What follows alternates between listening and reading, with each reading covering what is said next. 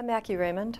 I'm a Distinguished Research Fellow at the Hoover Institution and Director of the Center for Research on Education Outcomes. We're a group that looks for promising education practices to improve outcomes for children in American K-12 public education.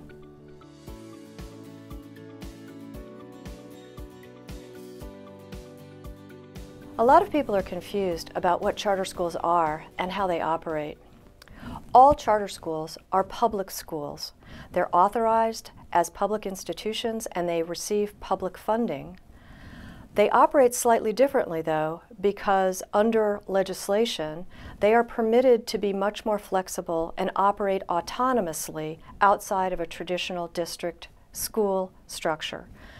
The charter school typically is governed by a nonprofit board of governors. The vast majority of charter schools are nonprofit, and they are overseen by a special entity called the authorizer, who's responsible for granting permission to operate and monitoring performance.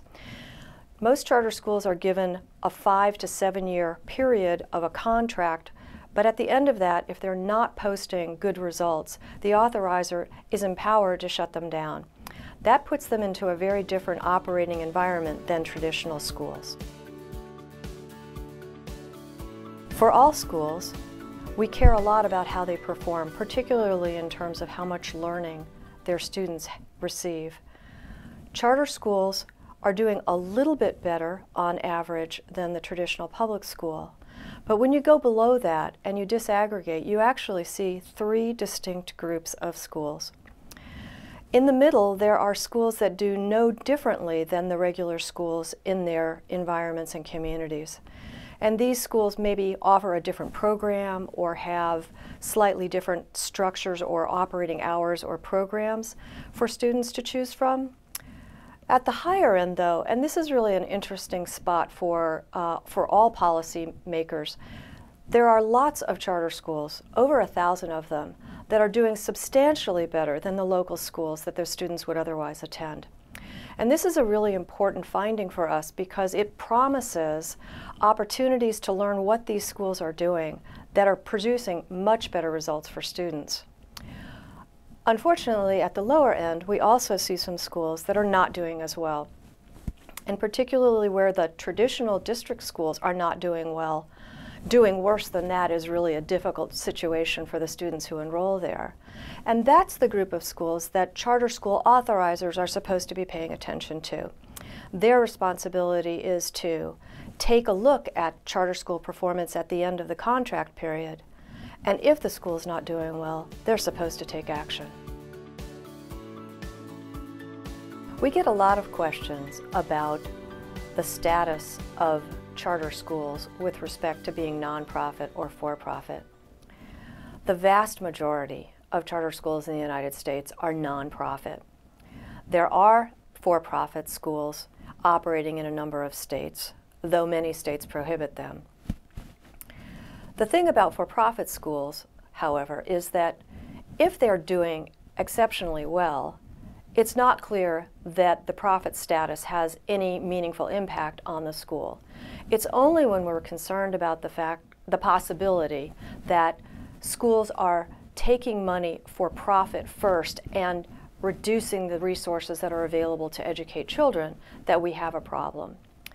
In a recent study at the Center for Research on Education Outcomes, we studied whether for-profit schools had equivalent outcomes to those that are nonprofit.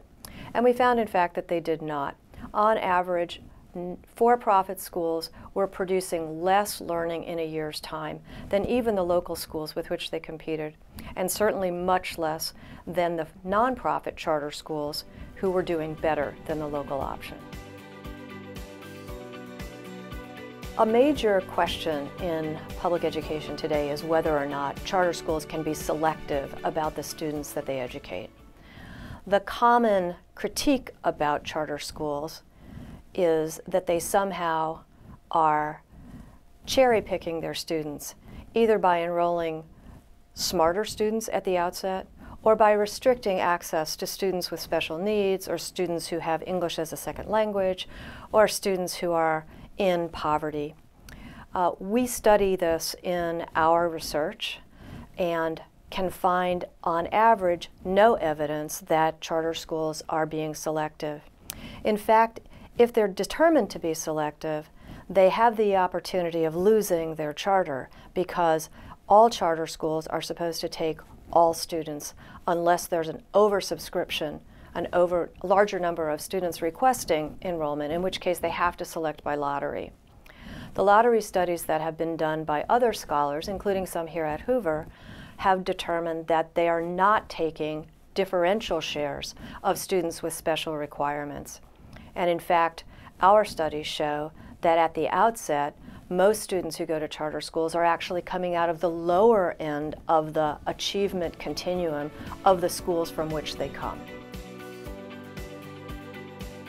When we talk about charter schools, it's pretty clear that the oversight of these schools is critically important to their success and to the outcomes of the students who attend them. There's been a lot of conversation lately around the authorizers who have the responsibility to oversee charter schools. And some are even calling for a policy to regulate their performance and their behavior. So this would be regulating the folks who are supposed to be regulating the charter schools. There are over 1,000 authorizers in the United States, and in California we have about a third of them. Most authorizers are actually the local school districts with whom the charter schools compete. And so you could imagine that there might be some tenuous relationships there.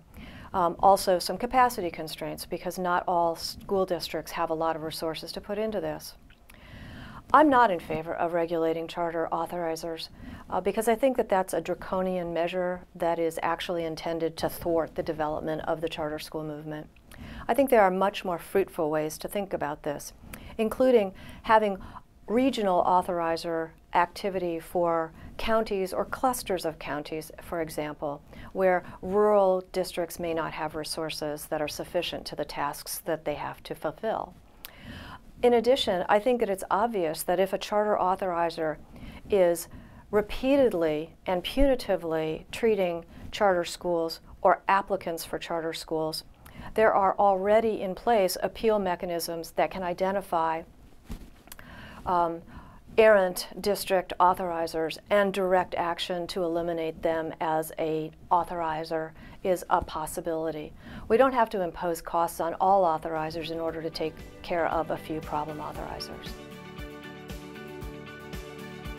Perhaps one of the thorniest accusations leveled at charter schools is that they take students from local districts and therefore reduce the resources available to those district schools.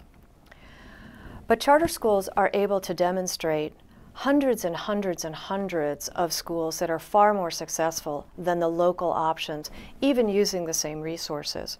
And this is good news, not just for charter schools and for the charter school movement, but for public education in general, because it shows that there are alternative ways of using resources to produce much better results.